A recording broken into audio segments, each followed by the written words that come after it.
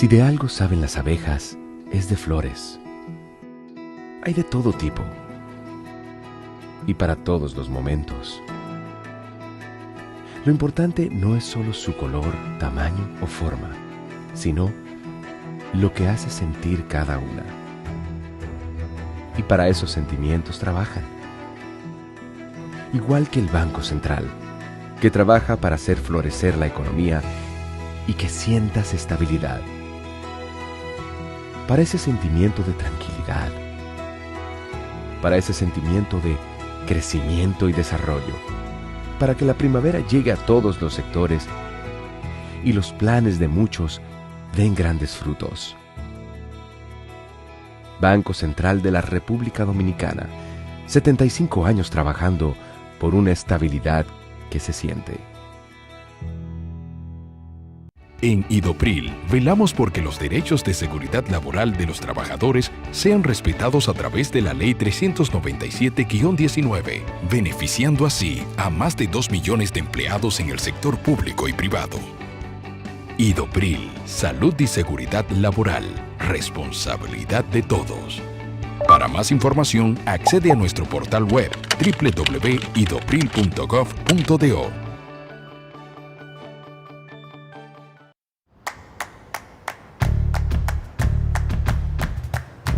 Felipe y Gaby dan fe del crecimiento de la construcción gracias a Banreservas. Lo mismo pueden decir Manolo, Conchita y toda la brigada por el apoyo que recibe la pelota del Banco de Todos los Dominicanos. Los Invencibles también son testigos de ese apoyo al arte y la cultura. Y ni hablar de todos los que se benefician del programa de pignoración de arroz, como don Héctor y su gente. Y el respaldo es tan real que les cuente Jessica, quien realizó su sueño ecoturístico con la ayuda de Expo Fomenta Pymes Banreservas. Los sectores construcción, pymes, deporte, arte, cultura, turismo y agricultura saben que detrás de uno que avanza hay muchos más echando hacia adelante. Banreservas, el banco de todos los dominicanos.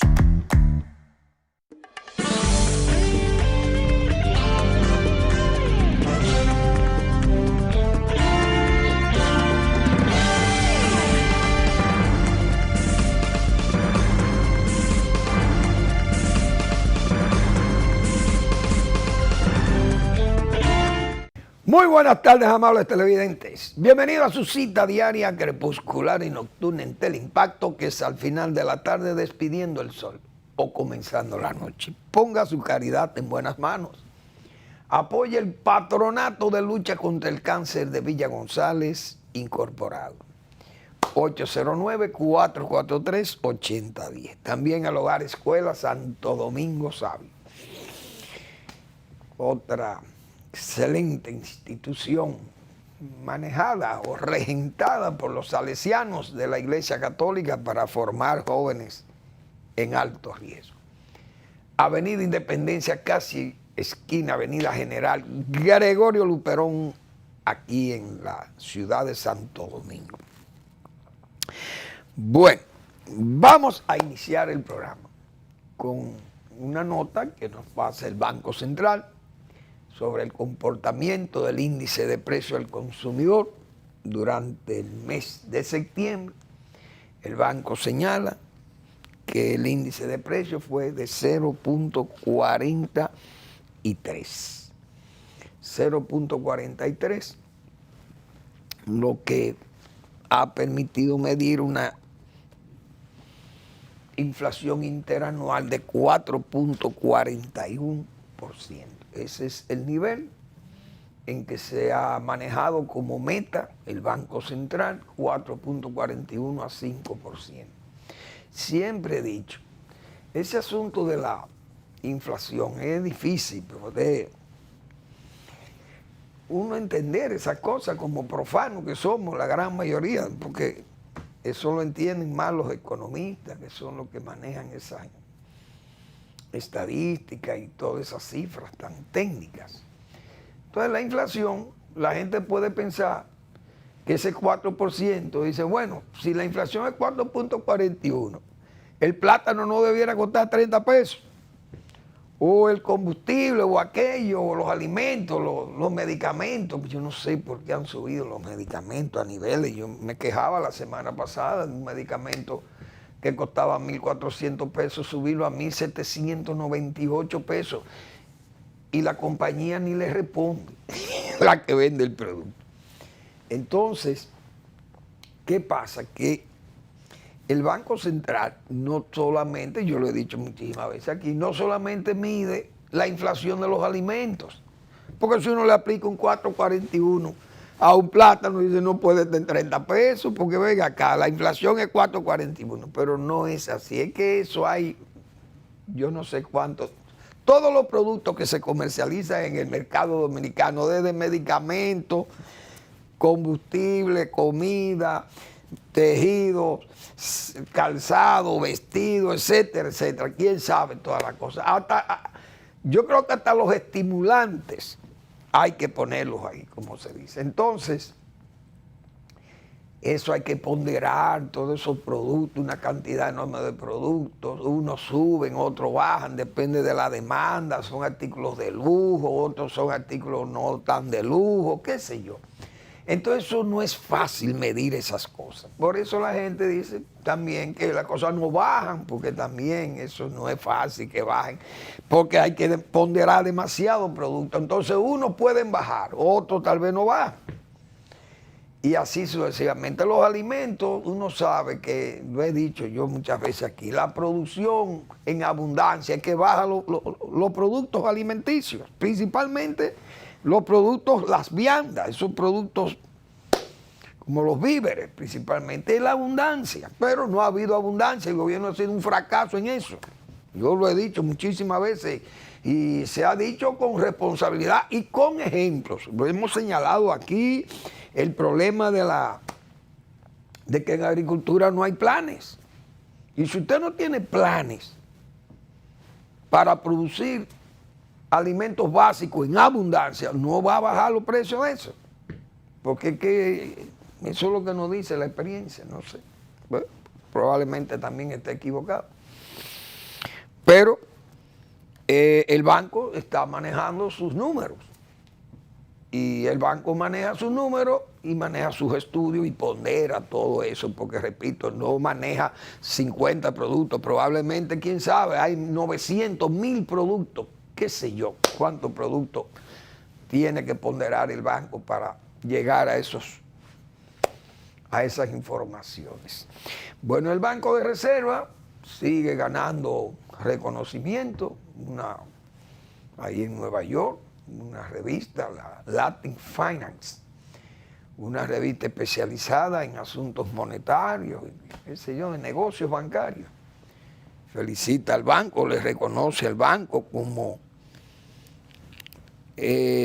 un banco, ¿cómo se llama?, de proyectos e infraestructura para el Caribe.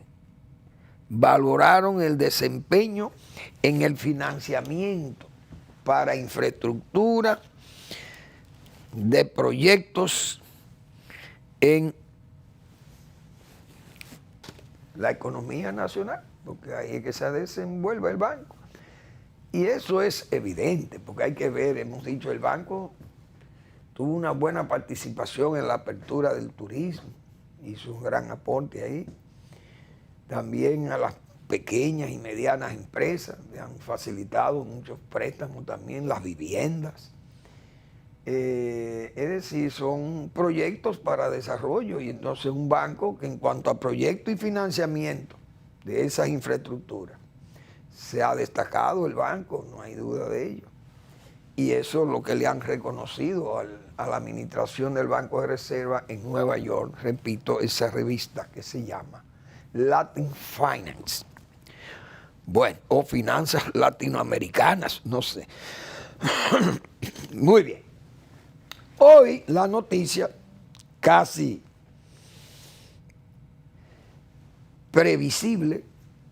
Yo siempre dije que esa solución que le da el gobierno, o no solución, sino la resolución que tomó, vamos a llamarle así, con respecto al asunto de la FED, con Haití, con los haitianos, o los constructores del canal, famoso ya por las veces que se ha hablado de eso. Pero yo, al contrario, pensé que eso no duraba 3 o 4 días, porque las presiones le iban a subir demasiado al gobierno y el gobierno no tenía cómo responder a un planteamiento como el que le hizo a la población haitiana. Bueno, si ustedes no cierran esa construcción, si no la paran, nosotros vamos a cerrar la frontera herméticamente. Todas las transacciones comerciales, vía terrestre, aérea o marítima, cesan. Le damos 48 horas para que ustedes paren y de lo contrario, todo eso se va a cumplir. Además, vamos a cerrar todos los consulados y la expedición de visas estarán debidamente cancelados y que esperamos que los haitianos desistan de esa construcción ilegal del canal que ellos están construyendo allá en Haití. Bien, esa medida nosotros le dijimos claro desde aquí, yo recuerdo. El primer día yo dije, bueno, apreciamos el cierre de los consulados, muy bien, que a los militares se le arengue que tienen que ser más serios con el cuidado de la frontera, pues está muy bien. Porque el problema realmente de que los haitianos estén aquí no es la frontera abierta o cerrada para el comercio. Porque si es así, entonces el ejército está de más. Era lo que nosotros decíamos. ¿Para qué está el ejército allí?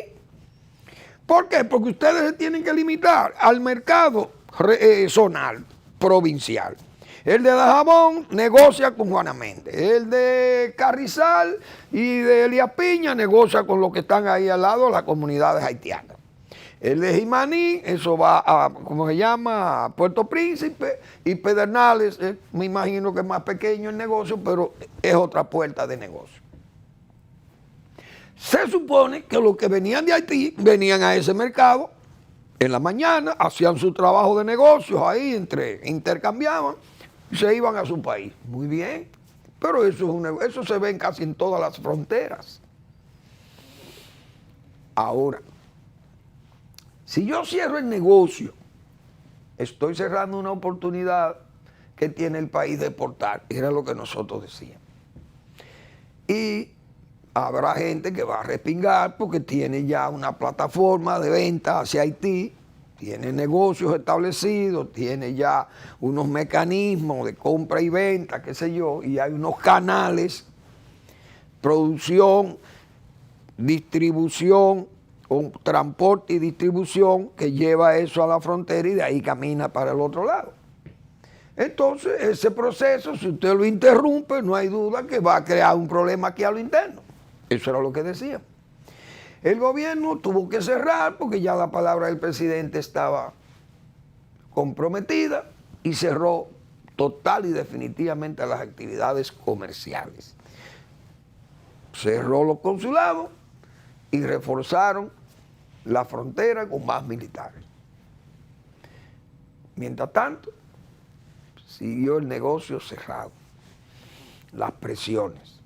El gobierno, al ver que los haitianos no ceden, bueno, pues vamos nosotros entonces a rehabilitar un canal que estaba cerrado, porque era un canal que afectaría el asunto del agua, además, porque además también otra cosa, ese río se sabe que ahora tiene agua, pero ese río siempre su comportamiento es de un caudal en estío muy bajo y que mantener un canal ahí y si abrían el otro en Haití ya iba a crear un problema mayor. El problema del Vigía se cerró porque los haitianos comenzaron a dañar el área, el área de toma de ese canal o el área derivadora de ese canal, la toma.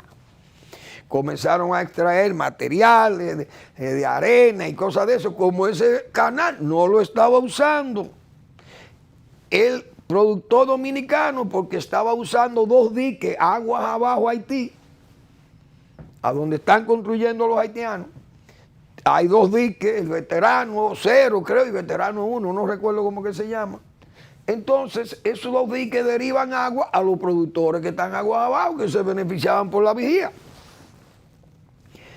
El gobierno abre el vigía de nuevo, porque el río tiene agua, se pone una bomba, 15.500 galones por minuto. Digo, ahora el río tiene agua, pero mañana ese río, no, esa bomba seca en el río totalmente. No habrá agua ni por ahí ni para allá, para Haití. No se van a poder dividir el agua porque es muy poca. Era lo que nosotros decíamos. Bien, ese cuadro, señores, se sabe que todo eso de la vigía es provisional. Pero ¿qué ha pasado? ¿Qué decíamos nosotros? Ese caso del vigía es una derrota del gobierno dominicano. ¿Por qué? Porque estamos haciendo lo mismo que estaban haciendo los haitianos. Tomando más agua nosotros del río sin consultarlo con ellos. Y ellos tomando agua del río sin consultarlo con nosotros. En resumen, caímos en el mismo plano. Se agudiza el problema comercial. Y dijimos, el gobierno va a tener que abrir y el presidente va a quedar en una especie de orcas caudinas. Dijimos nosotros allá, hace todo eso de un mes, qué sé yo. Hoy el gobierno toma la decisión de abrir. Viernes 13, imagínense ustedes, unos haitianos que son tan supersticiosos. El viernes ni se acercan esos haitianos por ahí. Porque que esa gente cree en todas esas brujerías y en todas esas cosas que se vienen de todas esas leyendas de la Edad Media, que fue un periodo de leyenda y de muchísimas cosas raras, todos esos problemas principalmente con las deidades, los dioses, y ellos que son tan sincretistas con esas religiones, deidades, mejor dicho, tribales, sus yorubas y su, como que le llaman su babalao y su varón del cementerio y sus trapos rojos y su alcohol y su cigarro y qué sé yo, y la sangre de los animales y todas esas cosas que tienen los haitianos. El viernes ni se aparecen por ahí. Pero el gobierno ha decidido abrir comercialmente un corredor comercial. Van a mantener el cierre de los consulados, de la expedición de visas, cosa que está muy bien y nosotros saludamos esa decisión del presidente. ¿Por qué? Porque es ahí donde está el negocio. El problema de los haitianos aquí, el problema de 496 asentamientos aquí son esos visados. Pero ¿quién es que tiene la culpa? ¿Los haitianos o los dominicanos? Somos nosotros los que tenemos el negocio, los colmados, eso, es pidiendo visas. ¿Qué pasa en los haitianos? Señores, yo leí una nota que yo no había visto cosas más jocosas que esto. Todos callan en torno a accidentes del traficante. Haitianos eran ilegales. Una nota de Manuel Espinosa de San Juan de la Maguana. Porque esto es genial. El más reciente invisible fue Gerald Steven Sánchez de los Santos, quien murió tras chocar la camioneta que conducía con una palmera, en cuyo interior cargaba 16 haitianos ilegales en tránsito hacia la capital, a pocos metros del cuerpo de bomberos. Pese a ser una práctica recurrente, ningún militar de los que prestan servicio en los registros ha sido amonestado y los altos mandos militares y policiales han respondido callando. Antes de accidentarse, Sánchez de los Santos pasó como perro por su casa los siguientes registros y o chequeos militares: el cuartel del Cesfrón, Carrizal, Fortaleza Estrelleta, Trifurcación El Llano, Comendador Las Matas, Fortaleza Pedro Florentino, Las Matas de Farfán, Kilómetro 2, Las Matas, San Juan de la Maguana, Pedro Corto y Los Mangos. Las informaciones que se manejan en torno al fatal accidente indican que el conductor recibió 96,000 pesos por llevar los 16 extranjeros desde Carrizal a Santo Domingo. Es decir, cobró 6,000 pesos por cada uno. Quienes persiguieron a Eloy Oxiso fueron miembros de la policía, pero ninguno de los comandantes del ejército y de la policía con asiento aquí, en San Juan de la Maguana. Coroneles Raúl Mora Hernández y Cristóbal Segura Medina se han dignado a ofrecer ninguna información. El cuento es de nunca acabar.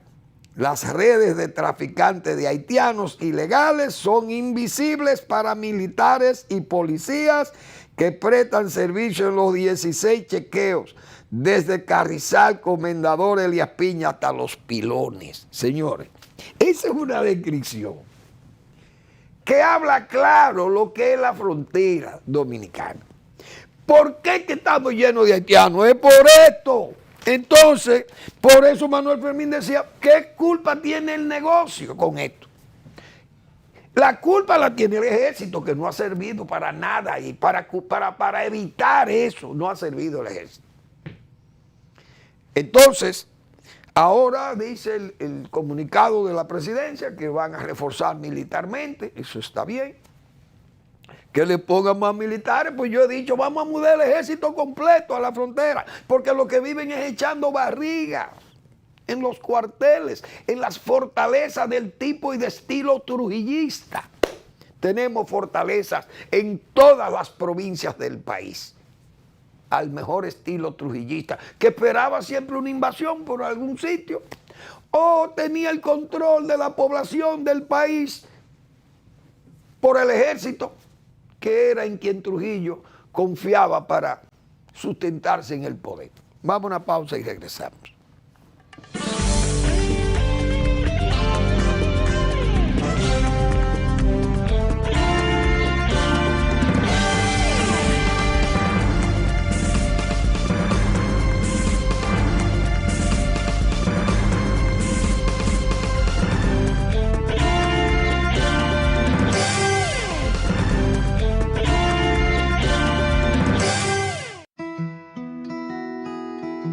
Si de algo saben las abejas, es de flores. Hay de todo tipo y para todos los momentos.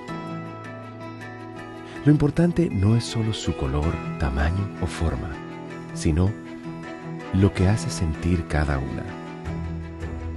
Y para esos sentimientos trabajan. Igual que el Banco Central, que trabaja para hacer florecer la economía y que sientas estabilidad.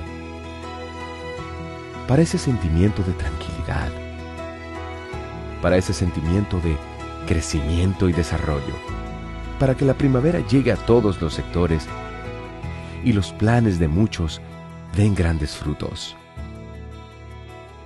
Banco Central de la República Dominicana, 75 años trabajando por una estabilidad que se siente.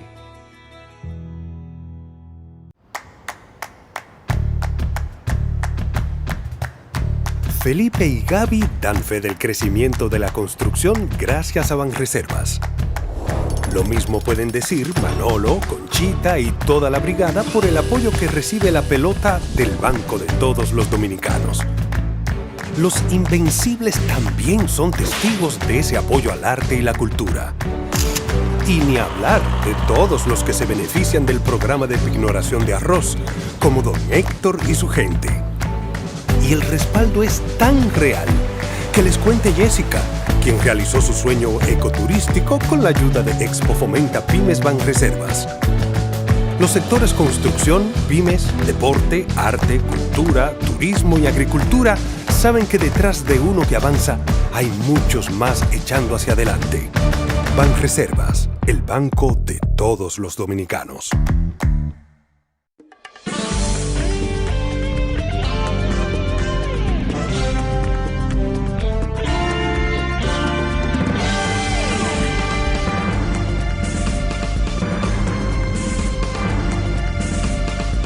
Bien, entonces el gobierno ha tomado 5 medidas, creo que son 5. Sí. Reforzar militarmente, está bien, porque el problema de la entrada de los haitianos y de los ilícitos es el ejército que tiene que cuidar.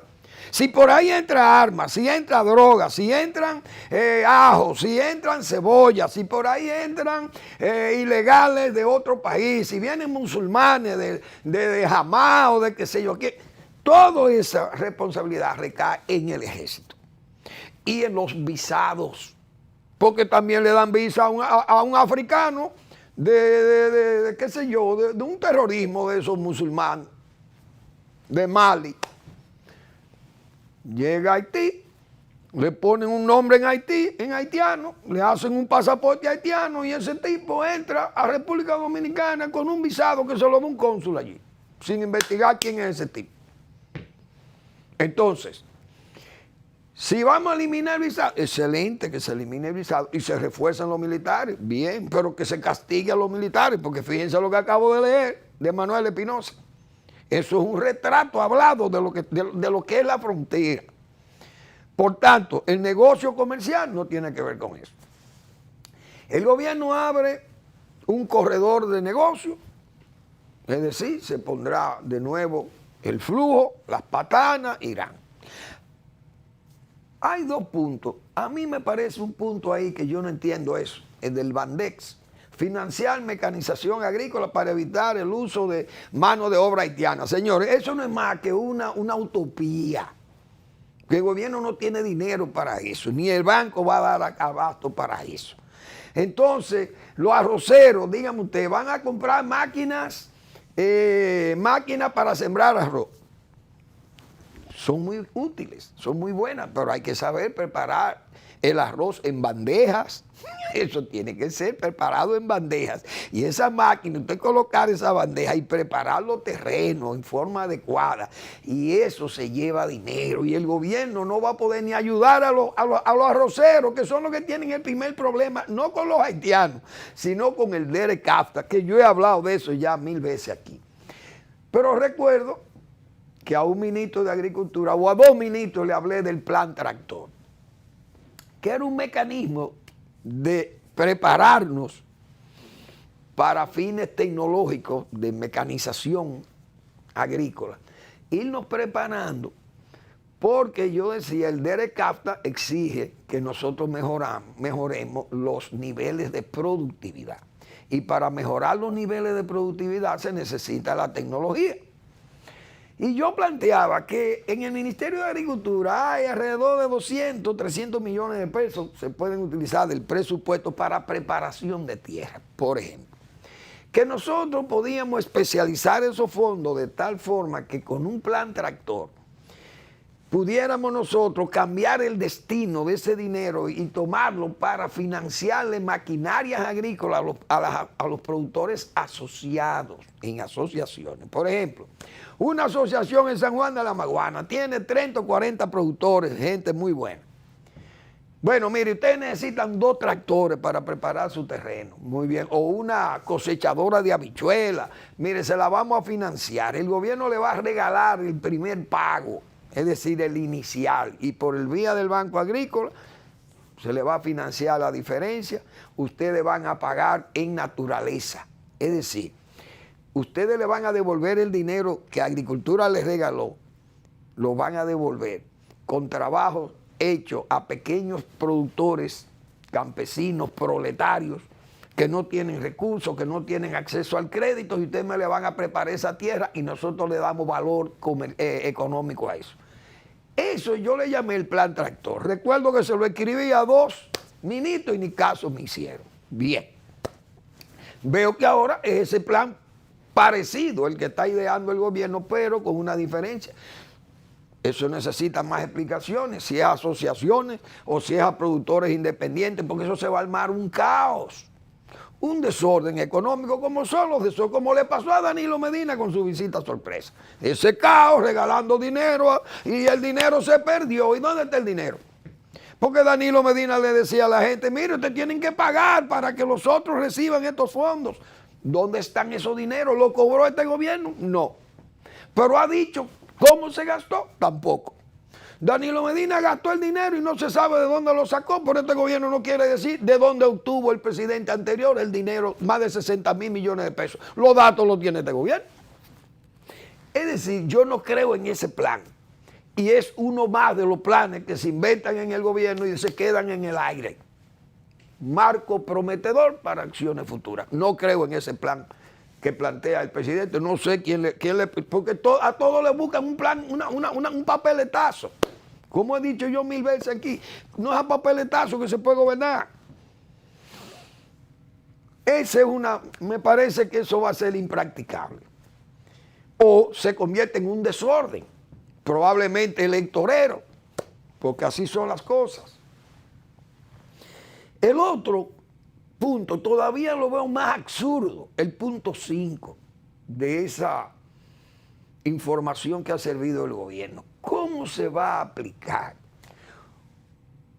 Bueno, hay un corredor comercial provisional que es para hacer el estudio biométrico a los comerciantes que vienen a interactuar con los comerciantes dominicanos y los haitianos ahí en la frontera, en las 4 provincias de los mercados.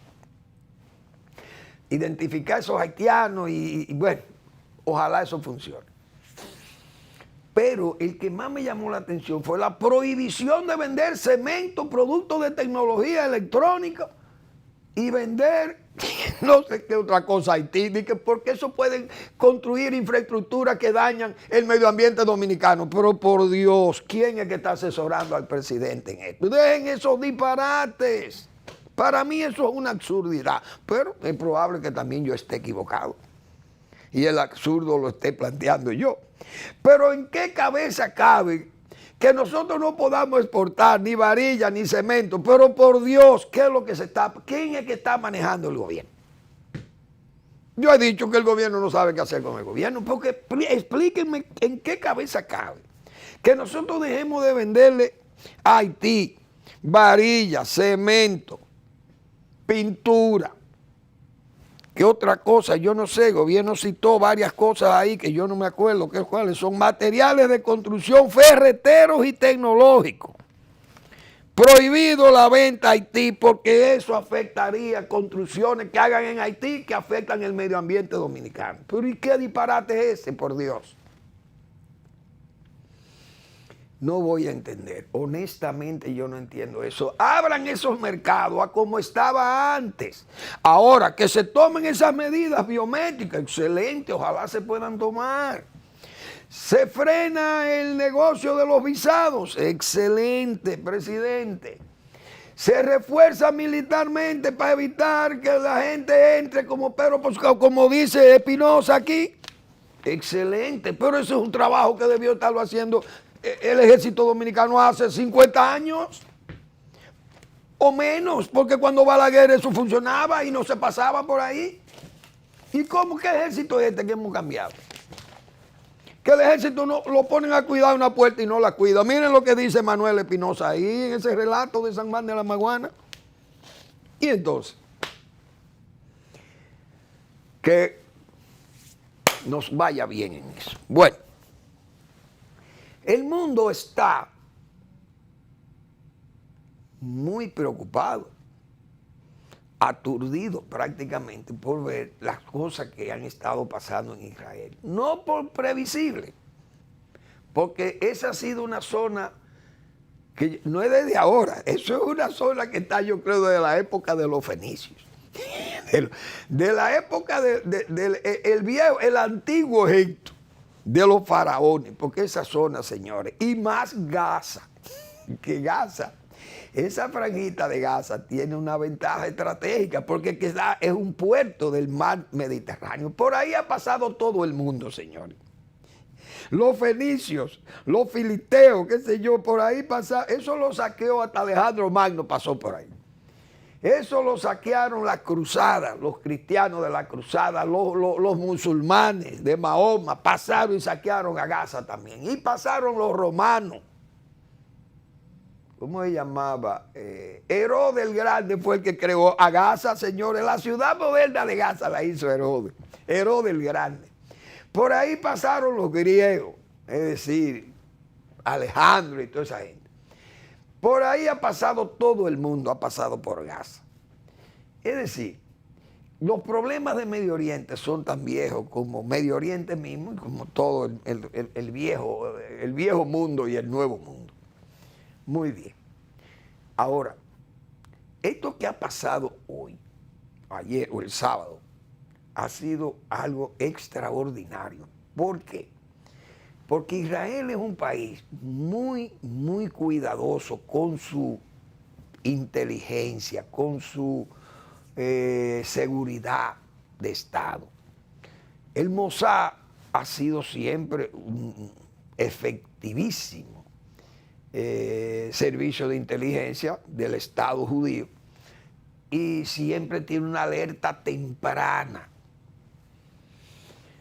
A pesar de que a Israel siempre le sorprenden, en Múnich le sorprendieron en esas, pero ellos no tenían control de aquello, sino los alemanes, porque eso fue en los Juegos Olímpicos de Múnich. Y le asaltaron y le secuestraron todos los integrantes de los equipos de la delegación de Israel en esos Olímpicos. Pero eso fue terrible en Alemania. Israel ha tenido ataques de todos los tipos, la OLP y todo. Entonces Israel ha respondido siempre con la dureza. En el 48 fueron invadidos. Porque en el 48, señores, hay que decirle a la gente, el Estado de Israel nació, pero Naciones Unidas y los ingleses y los franceses crearon las dos naciones. Israel aquí y los palestinos aquí. Y dividiendo a Jerusalén. Pero los palestinos y los árabes se negaron. No quisieron, porque ellos no aceptaban que los judíos llegaran ahí, pero los judíos lo que pasó es que duraron 2000 años fuera de esos terrenos, pero esos terrenos eran de ellos también, ahí nacieron todos. Los hijos de Abraham son ellos. Tanto los hijos de Isaac, por la parte de Sara, y los hijos de Ismael, por parte de la amante, en ese momento que tenía él, que ahora no recuerdo cómo era que se llamaba, la mamá de Ismael. De ahí tienen el nombre los ismaelitas, que se le llama a los árabes. Entonces los palestinos no aceptaron esa división que hizo Naciones Unidas. Israel se quedó ahí. Lo invadieron, 48. Israel superó esa invasión. En el 56 volvieron a invadir. Superaron a los árabes en guerra, peleando de verdad los judíos. Entonces Israel se fue ganando el respeto en la zona, pero los palestinos se fueron creando una situación de discordia y de enemistad irreconciliable con los judíos, sus hermanos, y eso creó una diáspora. Entonces Israel se fue fortaleciendo. Israel lo que hizo fue que ayudó a dispersar a los palestinos, los sacó de la tierra también, porque estaban luchando contra un terrorismo amplio. Israel se fue fortaleciendo y en el 67 volvieron a invadirlo, la famosa guerra de los 6 días. Pero Estados Unidos, un gran aliado de Israel, le brindó todo su apoyo. Israel pudo vencer a los árabes, pero ahí buscó tierra por paz. Dijo, bueno, vamos a escoger la tierra del Golán para negociar con los sirios. Vamos a coger el Sinaí y negociamos entonces con los egipcios. Vamos a tomar a Jerusalén este, vamos a unir las dos, la Jerusalén oeste y este, y nosotros vamos a ocupar también la parte de la Cisjordania, que era de Jordania. Y los judíos se fortalecieron y comenzaron a negociar tierra por paz. Lo hicieron con Israel, lo hicieron con Jordania. Con Siria quedaron enemigos, con Egipto se llegó a un acuerdo con el Sinaí. Es decir, Israel ha ido mejorando sus relaciones, las fue mejorando. Vinieron los acuerdos, los OLP no querían nada con Israel, liderados por Yasser Arafat, y era el eje de todas las actividades terroristas contra Israel. Muy bien, Israel, enemigo a muerte de la OLP, y en eso todo el mundo sabe todo lo que hubo. Llegaron los acuerdos de Oslo y los acuerdos de Camp Davis y Israel tuvo que negociar con sus terroristas. con su Arafat, que no querían saber de Arafat, pero al final tuvieron que admitir que ser el líder de la facción de los palestinos. Vamos a seguir con esta pequeña historia y luego seguimos.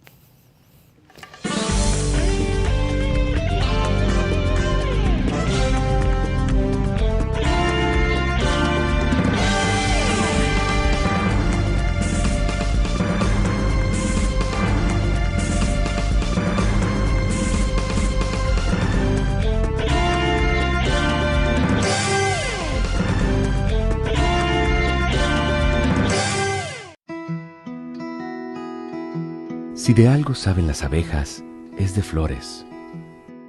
Hay de todo tipo y para todos los momentos.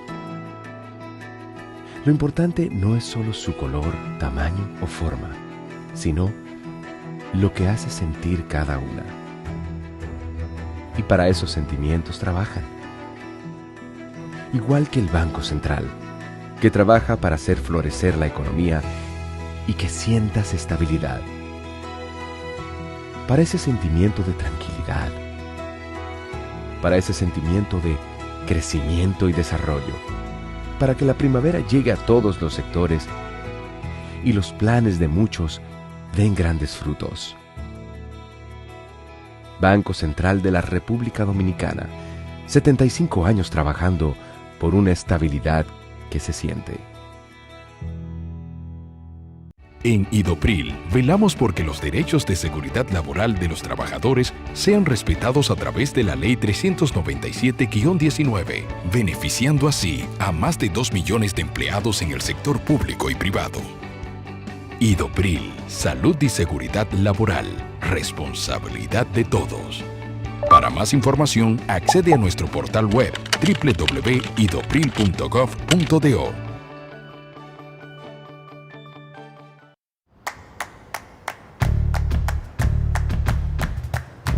Felipe y Gaby dan fe del crecimiento de la construcción gracias a Banreservas. Lo mismo pueden decir Manolo, Conchita y toda la brigada por el apoyo que recibe la pelota del Banco de Todos los Dominicanos. Los Invencibles también son testigos de ese apoyo al arte y la cultura. Y ni hablar de todos los que se benefician del programa de pignoración de arroz, como don Héctor y su gente. Y el respaldo es tan real que les cuente Jessica, quien realizó su sueño ecoturístico con la ayuda de Expo Fomenta Pymes Banreservas. Los sectores construcción, pymes, deporte, arte, cultura, turismo y agricultura saben que detrás de uno que avanza hay muchos más echando hacia adelante. Banreservas, el banco de todos los dominicanos.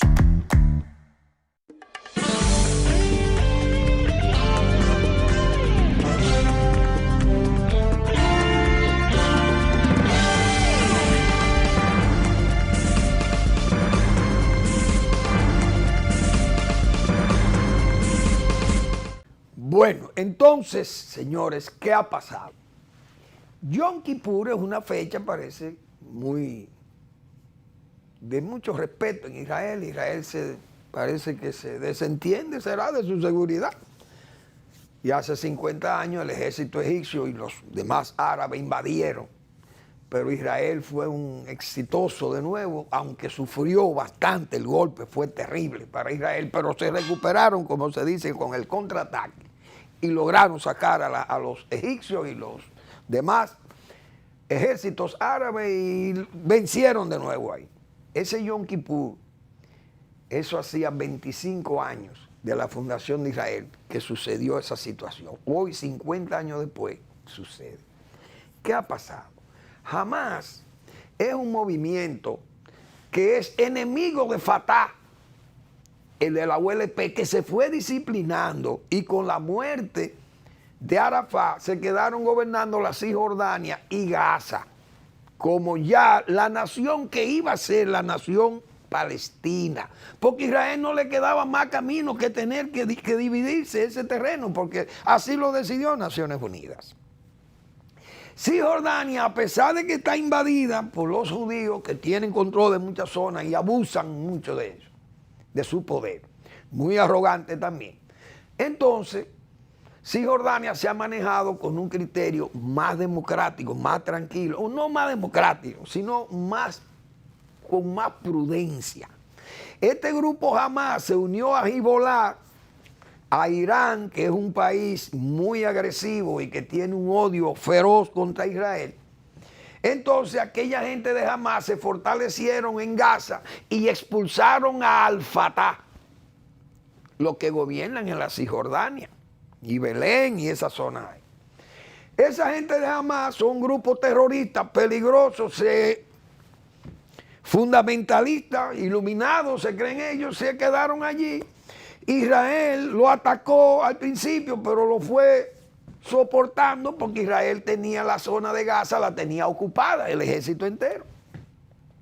Ellos penetraban por unos túneles que hicieron en la frontera con Egipto, pero Israel le bloqueaba todo eso y tenía esa gente bajo control, pero el ejército israelí tenía que pasar mucha crujía con esa gente. ¿Qué hicieron? En el 2005, Ariel Sharon, que era el primer ministro, sacó el ejército de Gaza y le dejó Gaza a Arafat, al grupo de Arafat. Ganaron en el 2005, 2006 ganaron las elecciones, pero estos tipos lo sacaron, como se dice, a tiro limpio, sacaron a Arafat, al grupo de Arafat, de Al-Fatah. Lo echaron y no han hecho unas elecciones más desde el 2006. Se han establecido ahí con la ayuda de Irán y de Qatar, que le ha dado más de $1.000 millones. Y en vez de invertirlo en ese pueblo muerto de hambre y de sed y sin energía, que se la quita y se la pone cuando le da la gana a Israel, y el agua y el gas, entonces un país como Gaza, hay que llamarle país, pero es una ciudad que está superpoblada con más de 2 millones de habitantes en 45 o 50 kilómetros cuadrados. Imagínense ustedes lo que es esto. Esta gente dijeron, bueno, vamos a recibir dinero de Irán, vamos a fortalecernos. Ya Hezbollah está en el sur del Líbano, que es el norte de Israel. Nosotros vamos a idear una operación grande. ¿Por qué? Porque Israel, bajo el amparo de la política norteamericana, está haciendo unos contactos de relaciones con Arabia Saudita, ya lo ha hecho con Marruecos, lo ha hecho con otros Emiratos Árabes Unidos, etc. Ya tiene acuerdo con Jordania, tiene acuerdo con Egipto. Es decir, Israel ha ido limando aspereza con el mundo árabe. Si sellaba un acuerdo con Arabia Saudita, que es enemigo jurado de Irán, entonces iba a ser una derrota del islamismo. Irán ha financiado esto, porque todo el mundo lo sabe, para que Hamas organizara lo que organizó. Y eso ha sido realmente lo preocupante, porque Israel se descuidó, arrogante con su sistema de alerta temprana, el Mossad, la inteligencia. ¿Cómo no se iban a dar cuenta de lo que estaba pasando ahí?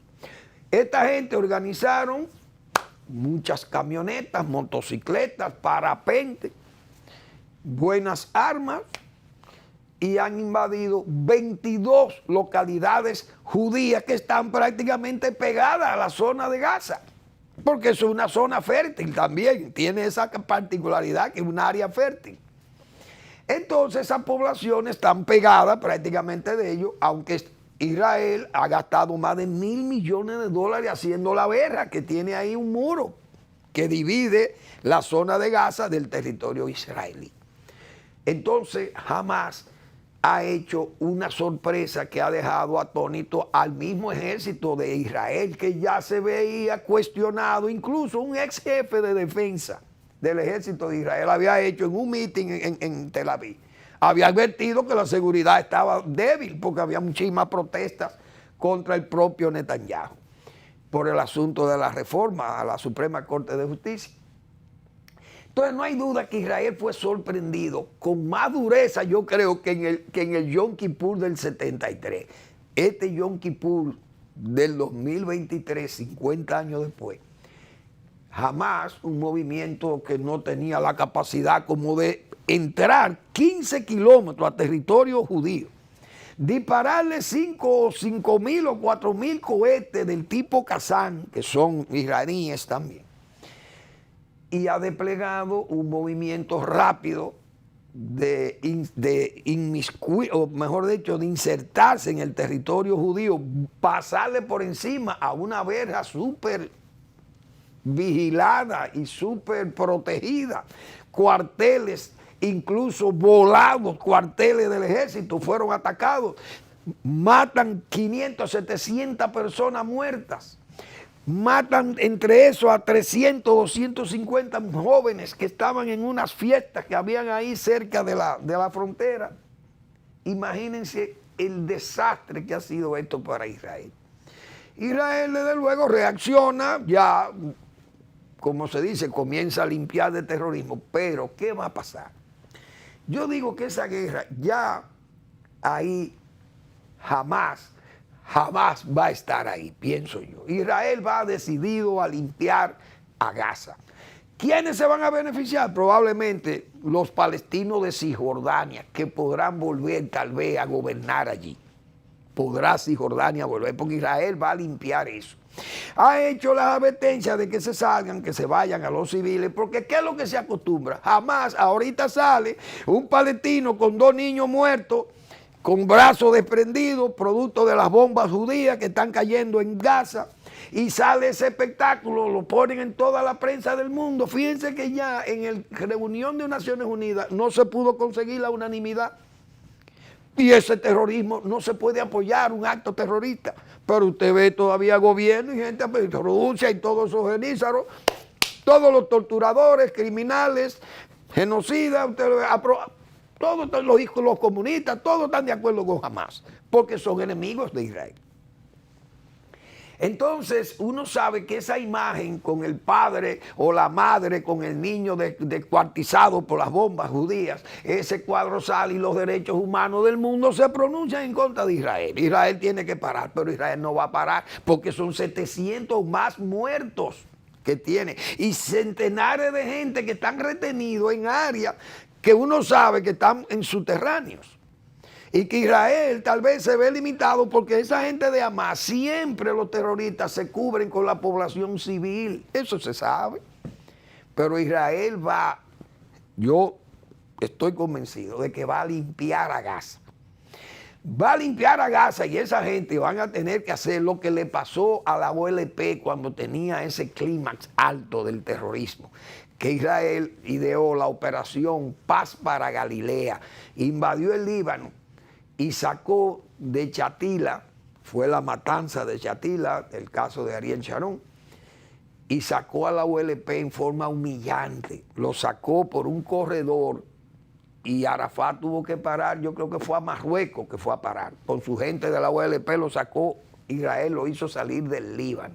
Aquel septiembre negro también en Jordania lo sacó a tiro a los palestinos esa vez.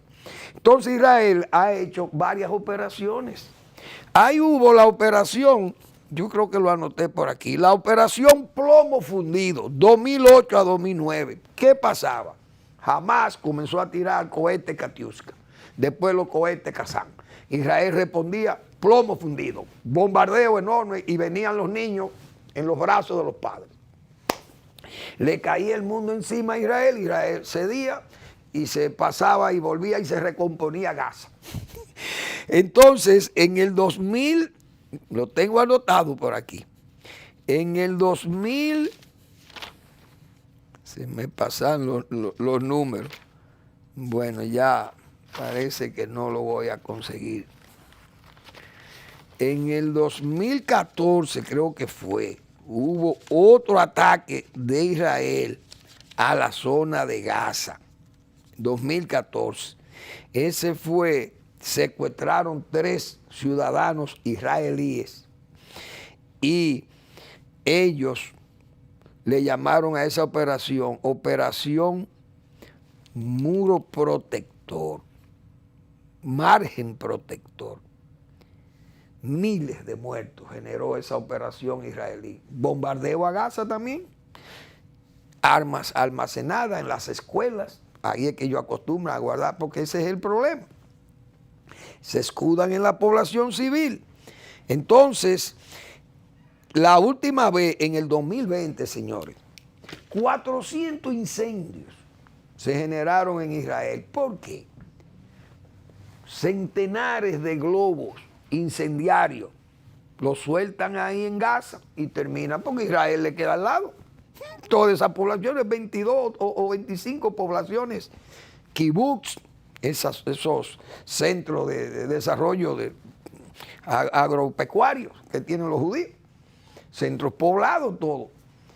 En resumen, todas esas operaciones fueron operaciones casi de pinza, como se dice, no de pinza, sino de punzadas de Israel. Pero esta, después de 700 muertos en Israel, centenares de gente secuestrada, incluyendo soldados, gente que le arrastraron soldados heridos y muertos, se lo descuartizaron en las calles. Eso, señores, Israel lo va a cobrar duro. Por eso pienso que esta será una de las operaciones más difíciles, más duras que va a pasar Gaza.